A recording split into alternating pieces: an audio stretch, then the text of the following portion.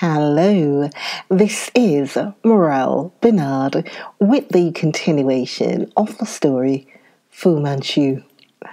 Last words were, now I was disarmed, but in a quandary. What should I do? What could I do? I turned away from her and walked to the hearth, in which some paper ash lay and yet emitted a faint smell. By the way, as I proceed, please subscribe to the channel and please share the video with others. Share the story with others, please. I continue. Not more than 10 seconds elapsed. I'm confident from the time that I stepped across the room until I glanced back. But she had gone. As I leapt to the door, the key turned gently from the outside. Mahalish, came a soft whisper, but I am afraid to trust you yet. Be comforted, for there is one near who would have killed you had I wished it. Remember, I will come to you whenever you will take me and hide me. Light footsteps pattered down the stairs. I heard a stifled cry from Mrs. Dolan as the mysterious visitor ran past her. The front door opened and closed. Shen Yan's is a dope house in one of the boroughs of the old Ratcliffe Highway, said Inspector Weymouth. Singapore Charlie's, they call it. It's the centre for some of the Chinese societies, I believe, but all sort of opium smokers use it.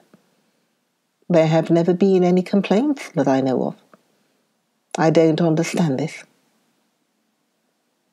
We stood in his room at New Scotland Yard, bending over a sheet of foolscap, upon which were arranged some burned fragments from poor Cadby's grate. For so hurriedly had the girl done her work that combustion had not been complete. What do we make of this? Said Smith. Hunchback. Lascar went up. On like others, not return, till Shen Yan. There is no doubt about the name, I think. Turned me out. Booming sound. Lascar in. Mortuary. I could not for days. Or SUSPICI ... Tuesday night in a different make ... snatch ... pigtail ... The pigtail again, rapped Weymouth. She evidently burned the torn out pages altogether, continued Smith. They lay flat, and this was in the middle. I see the hand of retributive justice in that, Inspector. Now, we have a reference to a hunchback, and what follows amounts to this. A Lascar, among several other persons, went up somewhere, presumably upstairs at Shen Yan's, and did not come down again. Cadby, who was there disguised, noted a booming sound. Later he identified the Lascar in some mortuary. We have no means of fixing the date of this visit to Chen Yan's, but I feel inclined to put down the Lascar as the dacoit who was murdered by Fu Manchu. It is sheer supposition, however.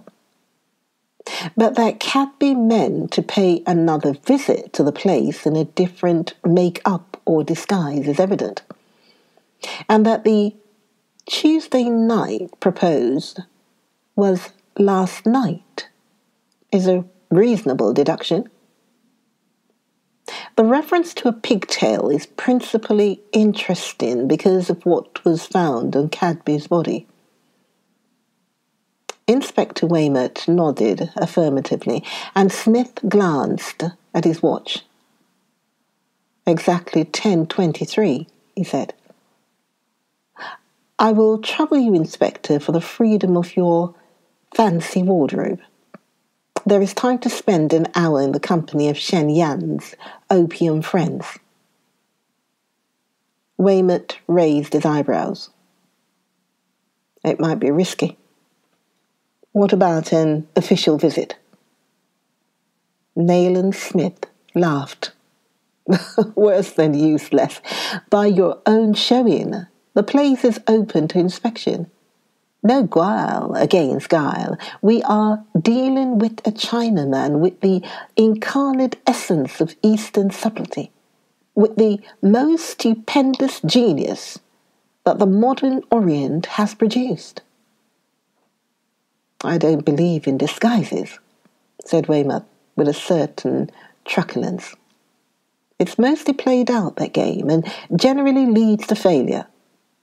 Still, if you're determined, sir, there's an end of it. Foster will make your face up. What disguise do you propose to adopt? A sort of Dago seaman, I think, something like poor Cadby. I can rely on my knowledge of the brutes if I'm sure of my disguise. You are forgetting me, Smith, I said. He turned to me quickly.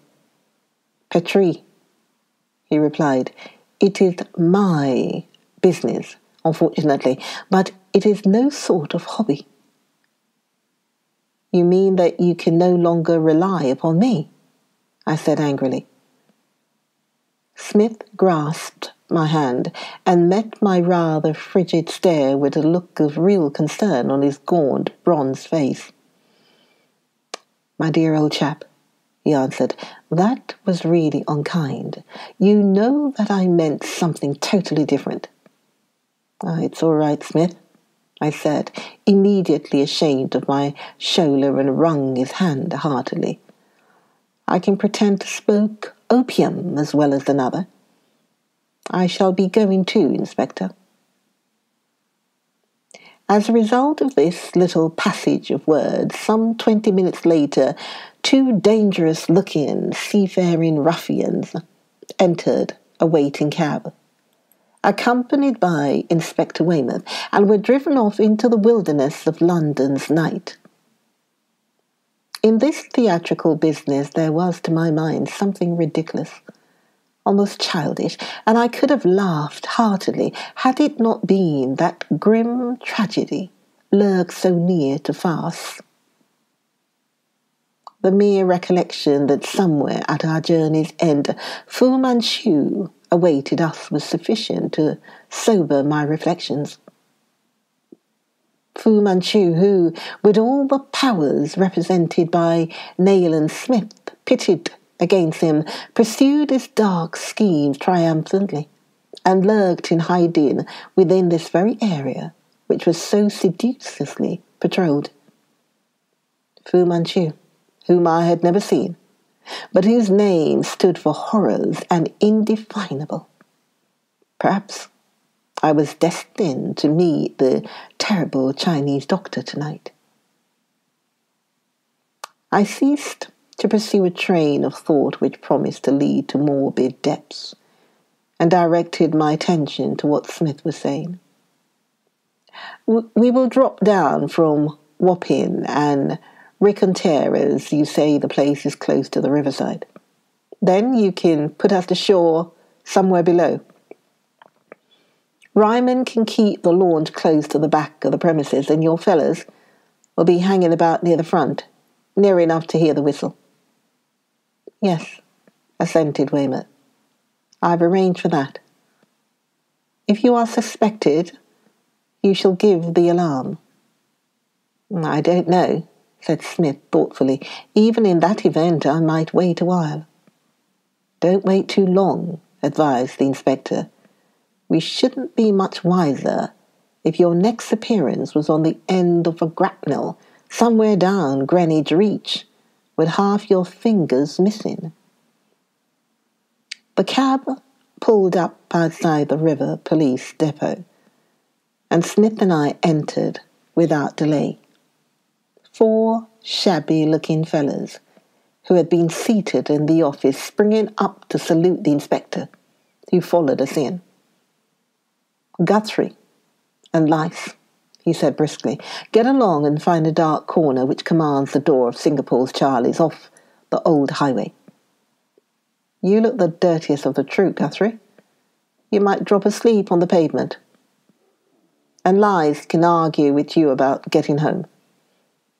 Don't move till you hear the whistle inside or have my orders. And note, everybody, that goes in and comes out.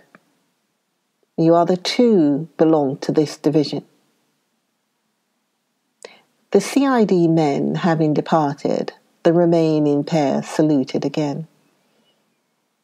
Well, you're on special duty tonight. You've been prompt, but don't stick your chest out so much.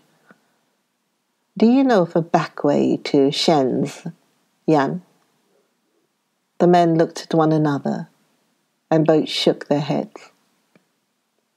There's an empty shop nearly opposite, sir, replied one of them. And there were a broken window at the back where we could climb in. Then we could get through to the front and watch from there. Good, cried the inspector. See you are not spotted, though. And if you hear the whistle, don't mind doing a bit of damage, but be inside Chen Yan's like lightning. Otherwise, wait for orders.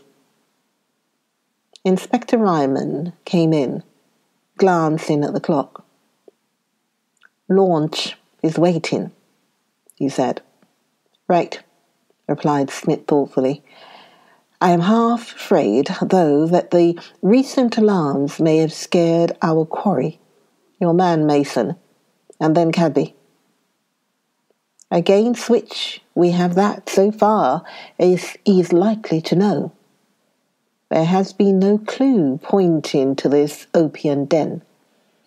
Remember, he thinks Cadby's notes are destroyed. The whole business is an utter mystery to me, confessed Ryman. I'm told that there's some dangerous Chinese devil hiding somewhere in London, and that you expect to find him at Shen Yan's. Supposing he uses that place, which is possible, how do you know he's there tonight? I don't, said Smith, but it is the first clue we have had pointing to one of his haunts, and time means precious lives where Dr. Fu Manchu is concerned. Who is he, sir, exactly, this Dr. Fu Manchu? I've only the vaguest idea, Inspector, but he is no ordinary criminal. He is the greatest genius which the powers of evil have put on earth for centuries. He has the backing of a political group whose wealth is enormous, and his mission in Europe is to pave the way. Do you follow me? He is the advance agent of a movement so epoch, making that not one Britisher and not one American in 50,000 has ever dreamed of it. Ryman stared, but made no reply, and we went out, passing down to the breakwater and boarding the waiting launch. With a crew of 3, the party numbered 7 that swung out into the pool, and clearing the pier, drew in again and hugged the murky shore. The night had been clear enough hitherto, but now came scudding rain banks to curtain the crescent moon, and anon to unveil her again and show the muddy swells about us. The view was not extensive from the launch. Sometimes a deepening of the near shadows would tell of a moored barge, or lights high above our heads marked the deck of a large vessel. In the floods of moonlight, gaunt shapes towered above. In the ensuing darkness, only the oilier glitter of the tide occupied the foreground of the night piece.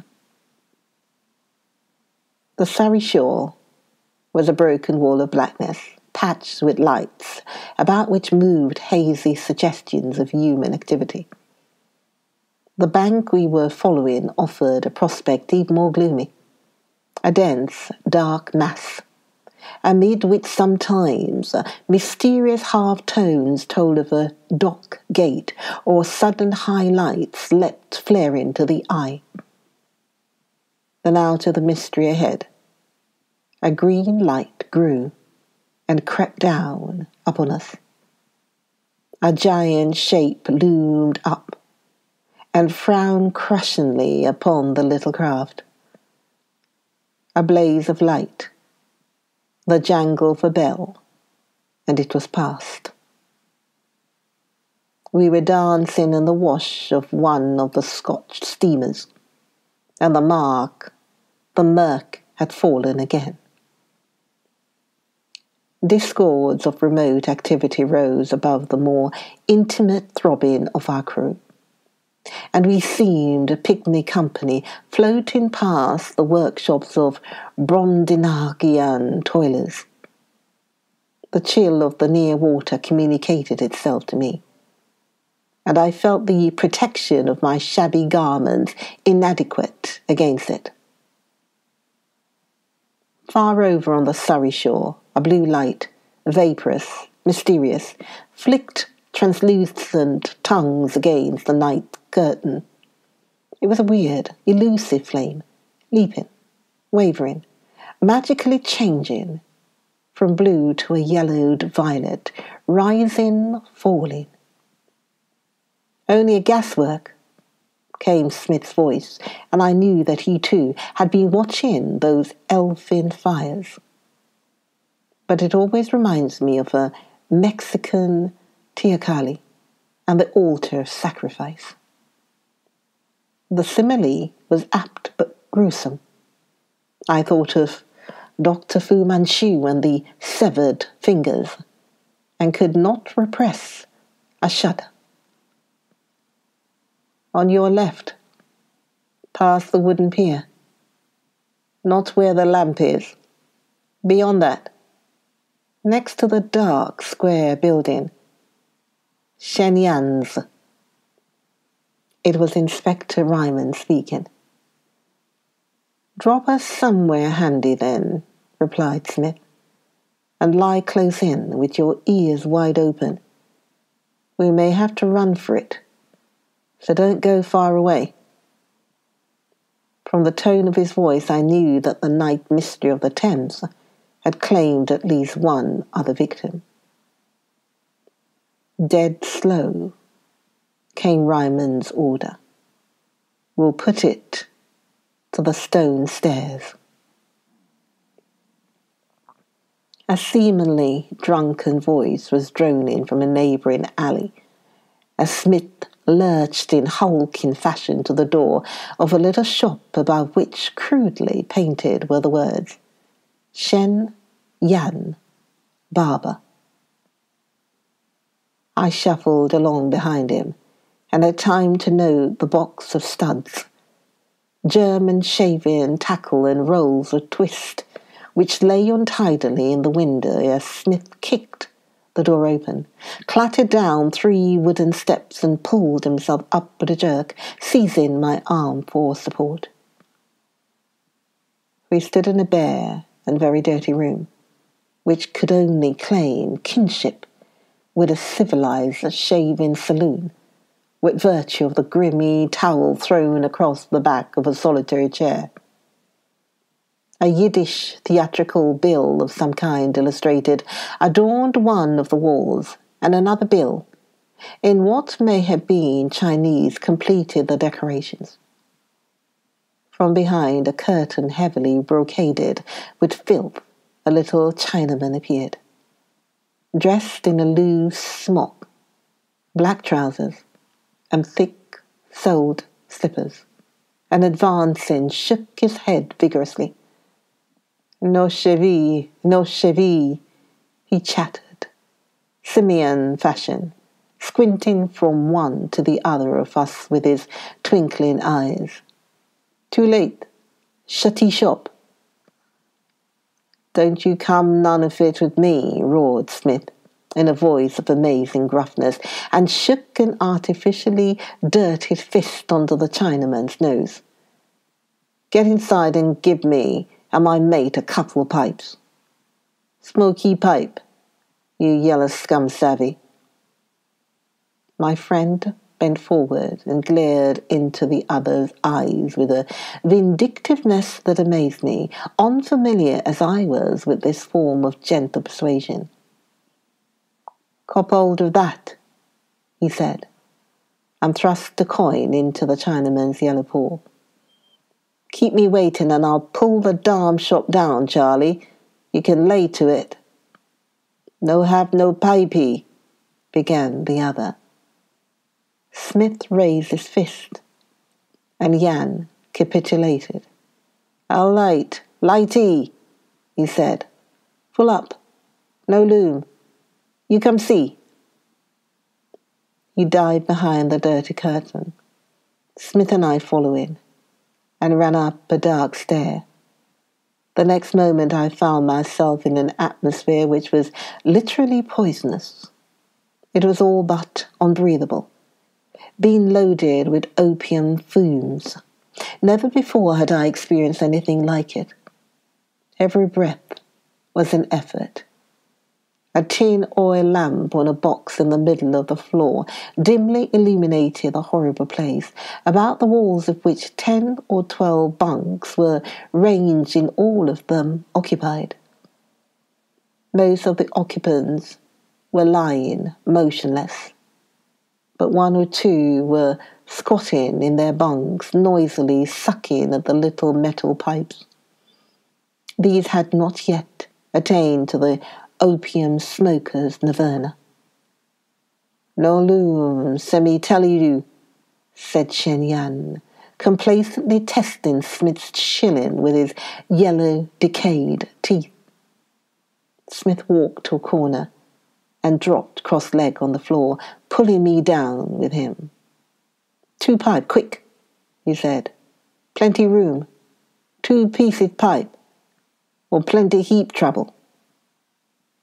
A dreary voice from one of the bunks came. "Give him a pipe, Charlie. Curse you, and stop his palaver." Jan performed a curious little shrug, rather of the back than of the shoulders, and shuffled to the box which bore the smoky lamp. Holding a needle in the flame, he dipped it with red hot into an old cocoa tin, and withdrew it with a head of opium adhering to the end, slowly roasting this over the lamp. He dropped it into the bowl of the metal pipe, which he held ready, where it burned with a spirituous blue flame. "Pass it over," said Smith huskily, and rose on his knees with the assumed eagerness of a slave to the drug. Jan handed him the pipe, which he promptly put to his lips, and prepared another for me. "Whatever you do, don't inhale any," came Smith's whispered injunction. Join me for the next video of Dr. Fu Manchu.